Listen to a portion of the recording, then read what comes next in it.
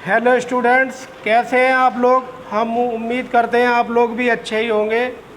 और आज मैं राकेश सर, श्रद्धा कोचिंग सेंटर कछला से आज हम आपको लेकर आए हैं एग्रीकल्चर मैथ, कृषि गणित तथा प्रारंभिक सांख्यिकी। ये एग्रीकल्चर क्लास की मैथ है और जो चैप्टर चलेगा वो चलेगा आपका प्रश्नावली 17.1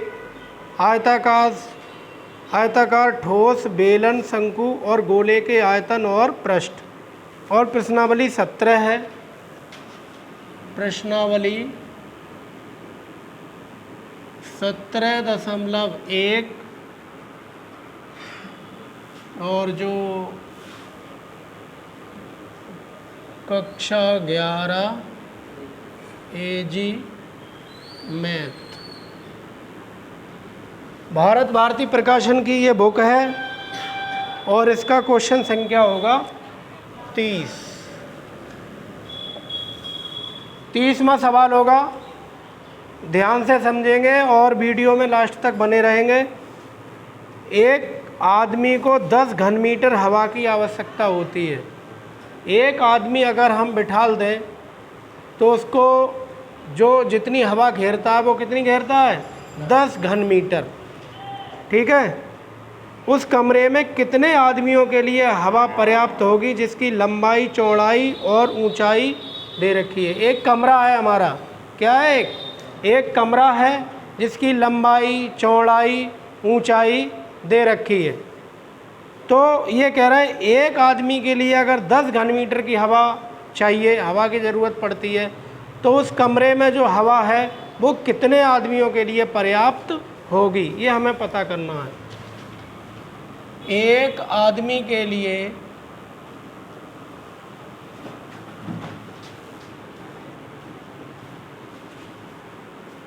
हवा की आवश्यकता बराबर कितनी है, 10 घन मीटर। ये हवा का आयतन है, हवा का आयतन है। एक आदमी के लिए मान लो जीने के लिए इतनी हवा चाहिए और हवा में आदमी कौन सी गैस लेता है, ऑक्सीजन चाहिए। क्या चाहिए, ऑक्सीजन चाहिए। तो आप मान के चलो एक आदमी के लिए 10 घन मीटर ऑक्सीजन चाहिए।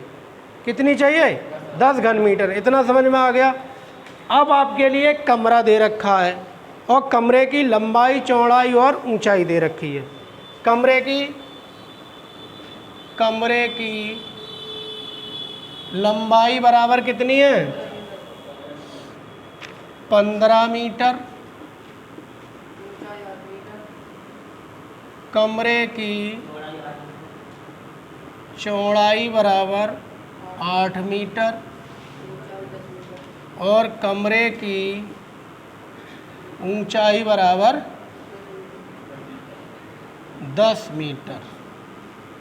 यहाँ पर एक कमरा बना लेते हैं।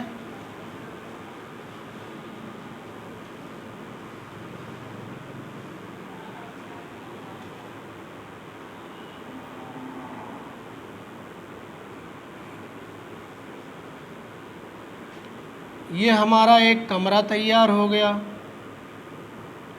ये कमरे की जो लंबाई है वो कितनी है, 15 मीटर। ये कमरे की चौड़ाई है, ये है 8 मीटर।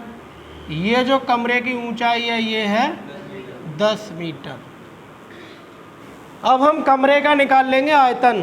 क्या निकाल लेंगे, कमरे का आयतन। और कमरे का जो आयतन आएगा ये पूछ रहे हैं इस कमरे में कितने आदमियों के लिए हवा आ जाएगी। इस कमरे में कितनी हवा होगी कि उससे उतने आदमी उसमें आवश्यकता पड़ जाए, यानी इस कमरे की हवा में कितने आदमी सांस ले सकते हैं। एक आदमी के लिए 10 घन मीटर चाहिए तो कितने आदमियों के लिए इसकी हवा पर्याप्त होगी। समझ में आ रहा है, ये हमें निकालना है। तो हम पहले निकालते हैं कमरे का आयतन। कमरे का आयतन हम जानते हैं कमरा हमारा कैसा है, घनाभ के आकार का है। कैसा है, घनाभ के आकार का है। तो इसका जो आयतन होगा वो होगा लंबाई गुणा चौड़ाई गुणा ऊंचाई। यही तो होगा, बराबर लंबाई कितनी है 15 गुणा 8 गुणा 10, इतना क्या आ जाएगा घन मीटर में आ जाएगा। आयतन किस में आ जाएगा, घन मीटर में आ जाएगा। ये हमारा कमरे का आयतन आ जाएगा।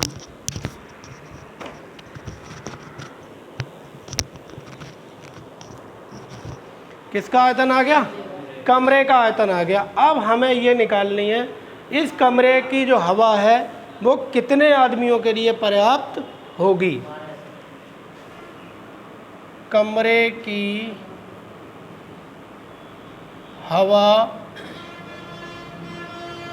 हवा में पर्याप्त आदमियों की संख्या, यानी इस आयतन में कितने आदमियों के लिए पर्याप्त होगी। तो इस आयतन के लिए जो एक आदमी के लिए जितनी हवा की ज़रूरत है उससे इसको दे देंगे भाग, तो आ जाएगा 15 गुणा 8 गुणा 10 बटे 10।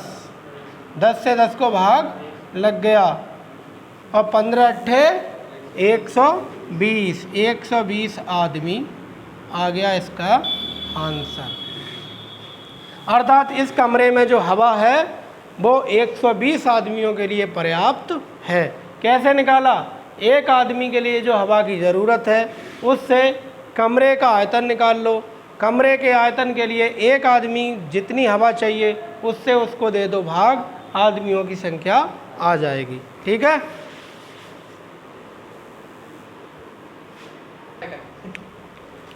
अब हम आगे चलते हैं और ये 30 के बाद अब चलते हैं 31वें सवाल की तरफ।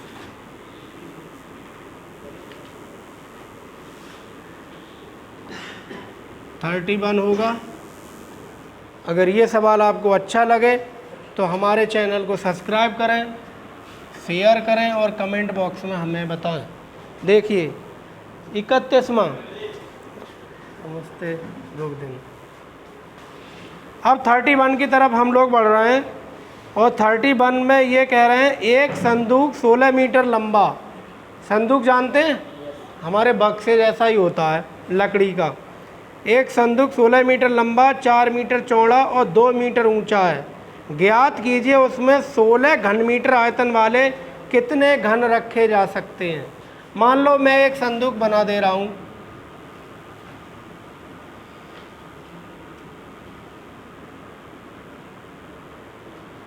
यह एक संदूक है,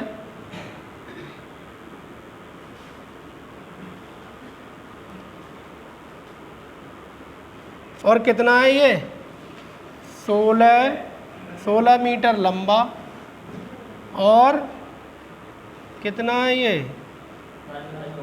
4 मीटर चौड़ा और 2 मीटर ऊंचा। ये संदूक है, संदूक की ये नाप दे रखी है। अब कह रहे हैं क्या, संदूक की नाप लिख लो पहले। संदूक की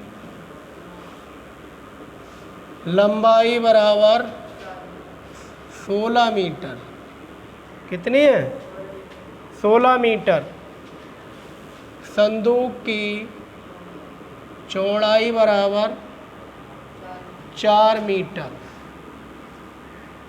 संदूक की ऊंचाई बराबर 2 मीटर। काफ़ी लंबा चौड़ा संदूक है ये। लकड़ी का संदूक कैसा है, 16 मीटर लंबा, 4 मीटर चौड़ा और 2 मीटर ऊंचा ये संदूक है। इसमें ये कह रहा है एक घन दे रखा है और घन की क्या दे रखे हैं, घन का आयतन दे रखा है। घन का आयतन दे रखा है, एक घन है और घन का आयतन है 16 घन मीटर। तो ये कह रहा है 16 घन मीटर आयतन के कितने घन इस संदूक में आ जाएंगे। अगर हम 16 घन मीटर के घन इसमें भरें, इस संदूक को फुल करें, तो कितने घन इसमें रख जाएंगे, ये पूछ रहा है। क्या पूछ रहा है कि 16 घन मीटर आयतन के कितने घन इस संदूक में रख जाएंगे। हमारा काम क्या है, संदूक का 16 घन मीटर के कितने घन इसमें रख जाएंगे। हमारा काम है कि संदूक का पहले निकालेंगे आयतन। क्या निकालेंगे? संदूक का आयतन। वीडियो रोकना, पूरी वीडियो ख़राब कर दी तुम। ये भी मीटर में है, ये भी मीटर में, हमें कोई दिक्कत नहीं है। हमको ये पता करना है इतने नाप के इसमें कितने टुकड़े इसमें आ जाएंगे। बिल्कुल उसी की तरह है कि एक कमरे में कितनी हवा है और एक आदमी को 10 मीटर हवा चाहिए, तो कितने आदमियों के लिए हवा है। सेम उसको चेंज कर दिया है, इस संदूक में इस आयतन के कितने टुकड़े रखे जा सकते हैं। तो हम निकाल लेते हैं पहले संदूक का आयतन। संदूक का आयतन निकाल लो भाई। संदूक कैसा है? घनाभ के आयतन आकार का है, घनाभ के आकार का। तो लगा दो घनाभ के क्या सूत्र होता है? लंबाई गुणा चौड़ाई गुणा ऊंचाई बराबर कितना है? 16 गुणा 4 गुणा 2।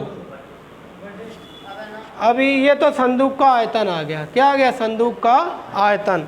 अब हम निकालेंगे एक घन का आयतन। ये अगर घनों की संख्या निकालना है, संदूक में रखे घनों की संख्या, तो संदूक के आयतन को एक घन के आयतन से दे देंगे भाग। लिख दो, संदूक में रखे घनों की संख्या बराबर हो जाएगी संदूक का आयतन बटे एक घन का आयतन। एक घन का आयतन बराबर संदूक का आयतन कितना है? 16 गुणा 4 गुणा 2 बटे एक घन का आयतन 16।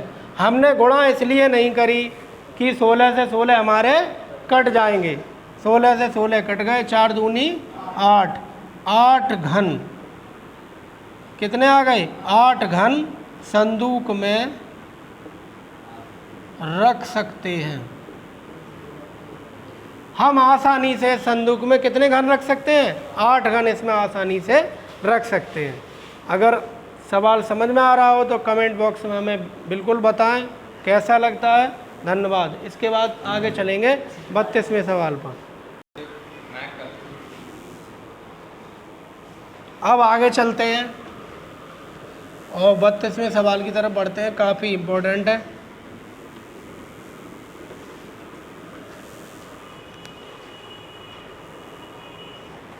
देखिए, लोहे के 3 घनों की भुजाएं 6 सेंटीमीटर, 8 सेंटीमीटर और 10 सेंटीमीटर हैं। तीनों घनों को पिघला करके एक नया घन बनाया जाए तो नए घन का संपूर्ण पृष्ठ, आयतन और घन का विकर्ण ज्ञात कीजिए। जो 3 घन दिए हैं उनकी भुजा देख लो। सवाल नंबर कौन सा है ये? 32। 3 घनों की भुजाएं क्रमशः कितनी दे रखी हैं? 6 सेंटीमीटर, 8 सेंटीमीटर और 10 सेंटीमीटर। ये 3 घन है। सही है। अब देखिए, अब आपको क्लियर समझ में आ जाएगा। मैं 3 घन बना देता हूँ छोटे छोटे।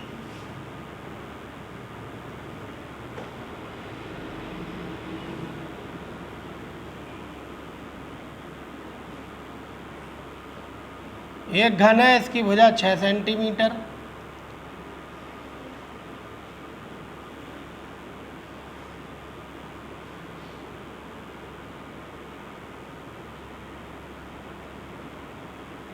दूसरा घन है, इसकी भुजा 8 सेंटीमीटर।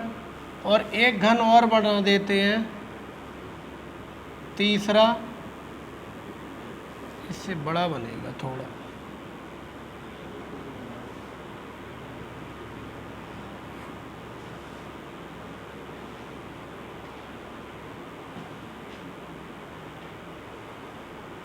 और इसकी भुजा 10 सेंटीमीटर। इन तीनों घनों को पिघला करके इकट्ठा करके एक बड़ा घन बनाया जा रहा है। क्या बनाया जा रहा है? एक बड़ा घन। मान लो वो बड़ा घन बन के तैयार हो रहा है,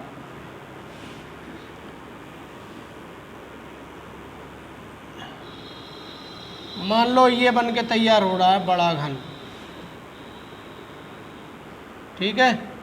तो ये कह रहा है इसका आयतन, इस बड़े घन का आयतन, इसका संपूर्ण पृष्ठ और इसके घन का विकर्ण ज्ञात कीजिए। घन का विकर्ण क्या होता है? यहाँ से लेके और अंदर ही अंदर चले जाओ तो ये घन का विकर्ण कहलाता है। तो हम क्या करेंगे, इन तीनों घनों को पिघला करके अगर बड़ा घन बनाया जाएगा तो हमको याद है इन तीनों का आयतन जोड़ देंगे, वो बराबर होगा इस बड़े घन के आयतन के, ठीक है। तो लिख देंगे A बराबर 6 सेंटीमीटर भुजा, घन की भुजा A बराबर 6 सेंटीमीटर, घन की भुजा B बराबर 8 सेंटीमीटर और घन की भुजा C बराबर 10 सेंटीमीटर। और जो बड़ा घन है, बड़ा घन मान लेंगे, माना बड़ा घन की जो भुजा है उसको मान लेंगे बराबर A सेंटीमीटर। कितना मान लिया इसको? A मान लिया। तो क्या करेंगे, बड़े घन का आयतन बराबर होगा छोटे छोटे तीनों घनों के आयतन के। लिख देंगे एक बड़े घन का आयतन बराबर होगा तीनों छोटे घनों के आयतन का योग। तीनों घनों का आयतन अगर हम जोड़ देंगे तो एक बड़े घन के आयतन के बराबर आ जाएगा। समझ में आ गया? बड़े घन के आयतन का क्या सूत्र होगा? घन का आयतन का क्या फॉर्मूला होता है? भुजा की घात 3 AQ, भुजा की घात 3। तो बड़े वाले की भुजा कितनी मानी हमने? A, तो ये AQ आ जाएगा। और पहले वाले का घन का आयतन AQ, BQ और CQ, यही है फॉर्मूला। सही है? बड़े घन का आयतन बराबर छोटे घन का आयतन प्लस उससे दूसरे घन का आयतन प्लस तीसरे घन का आयतन।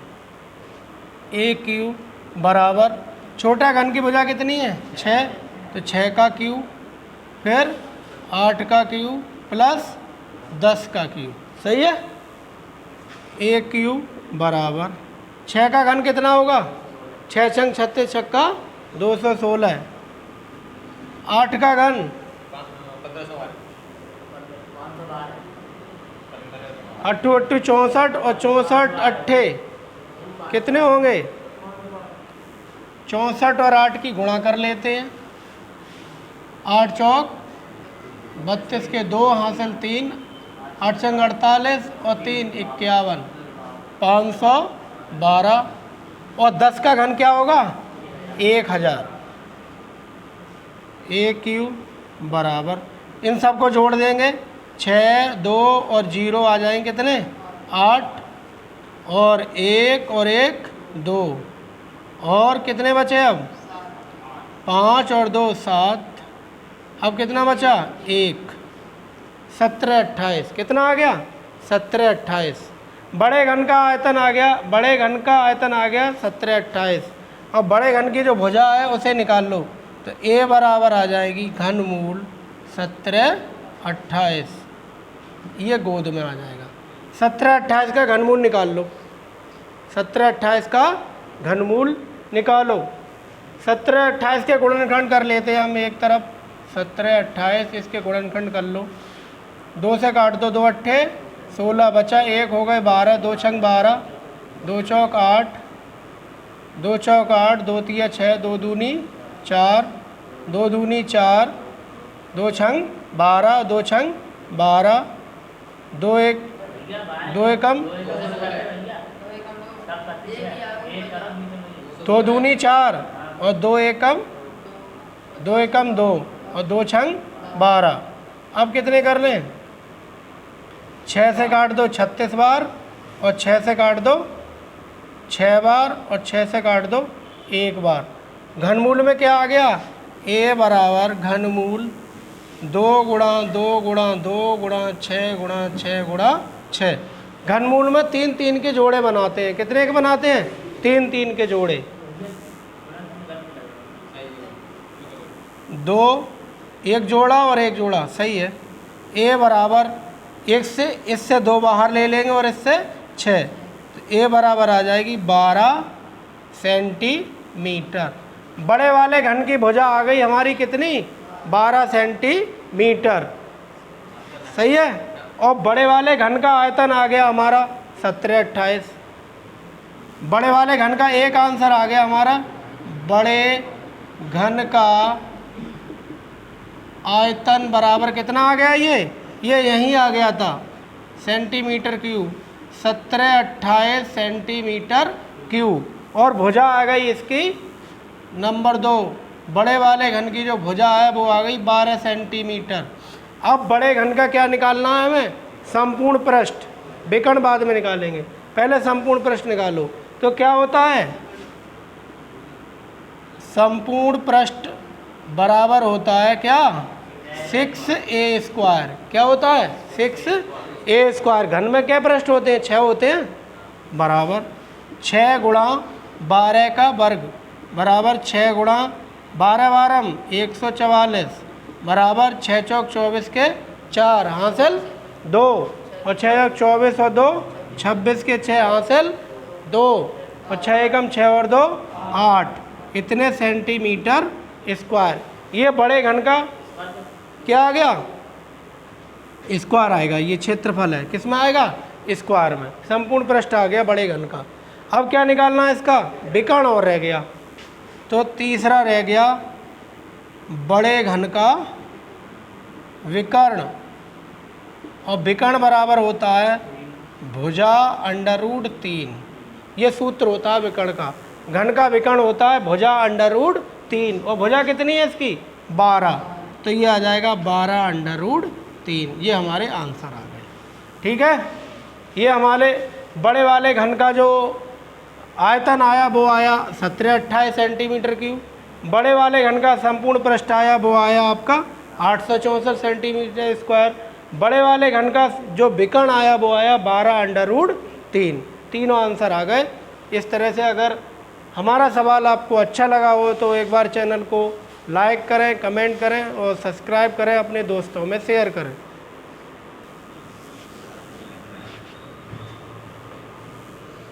अब हम आगे चलते हैं, और एक और महत्वपूर्ण सवाल आपके सामने आ रहा है, बहुत अच्छा सवाल है।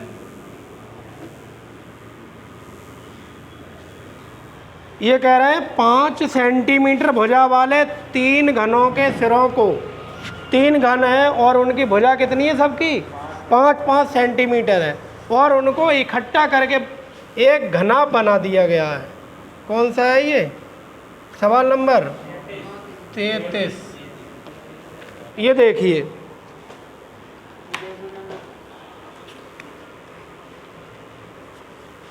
देखो एक घन, 2 घन और एक 3 घन। इन तीनों घनों को बारी बारी से चिपटा कर रख दिया गया है, ठीक है। और ये चिपटाने के बाद क्या बन जाएगा, पूरा एक घनाभ बनकर तैयार हो गया है। ये भी 5 सेंटीमीटर भुजा, ये 5 सेंटीमीटर और ये 5 सेंटीमीटर, ठीक है। इसकी जो घन की जो चौड़ाई है वो कितनी है, 5 सेंटीमीटर।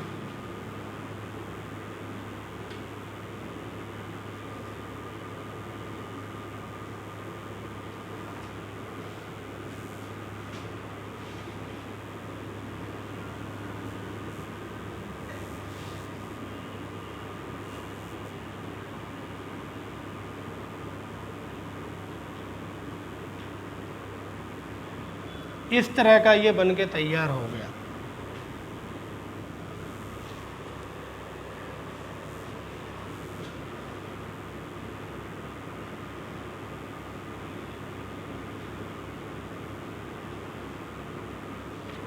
ये जो 3 घनों को चिपटा कर रख दिया है तो एक घनाभ बन गया। क्या बन गया? घनाभ। और इस घनाभ का हमें क्या निकालना है? संपूर्ण पृष्ठ। घन की जो भुजा है वो कितनी है? 5 सेंटीमीटर है हर एक घन की भुजा। सही है। और जो 3 घनों को मिला करके 3 घनों के सिरों को मिलाकर रखने से बने घनाभ की लंबाई। जब 3 घनों को इकट्ठा रख देंगे चिपटा करके तो जो घनाभ बनेगा उसकी लंबाई कितनी हो जाएगी? 5 5 10 और 5 15, लिख देंगे 15 सेंटीमीटर। और घनाभ की चौड़ाई कितनी रहेगी? 5। और ऊंचाई कितनी रहेगी? बस हो गया सवाल। अब घनाभ का संपूर्ण पृष्ठ निकाल दो। हाँ, इसको मानते हैं L, इसको मान लो B और इसको मान लो H। और घनाभ का संपूर्ण पृष्ठ का फॉर्मूला क्या होता है दीपक? बताओ। घनाभ का संपूर्ण पृष्ठ बराबर 2LB BH HL। सही है। हाँ, बराबर 2 L का मान 15 गुणा B का मान 5 प्लस B का मान H का मान प्लस H का मान L का मान, ब्रैकेट बंद, 2 15 और 5 की गुणा 75 पचम 25 और 15 और 5 की गुणा 75 और 75 और 150 और 25 175, 2 गुणा 175 और बराबर 350 क्या आएगा? Centimetre square. अगर हम 5 सेंटीमीटर भुजा के 3 घन को आपस में चिपटा कर सिरे से सिरे लगा कर रख दें तो जो घनाभ बनेगा उस घनाभ का जो संपूर्ण पृष्ठ आएगा वो 350 सेंटीमीटर स्क्वायर आएगा। ठीक है, सवाल समझ में आया? अगर सवाल हमारे अच्छे लगते हो तो हमारे चैनल को सब्सक्राइब करना ना भूलें। श्रद्धा कोचिंग सेंटर कचला, मैं राकेश सर।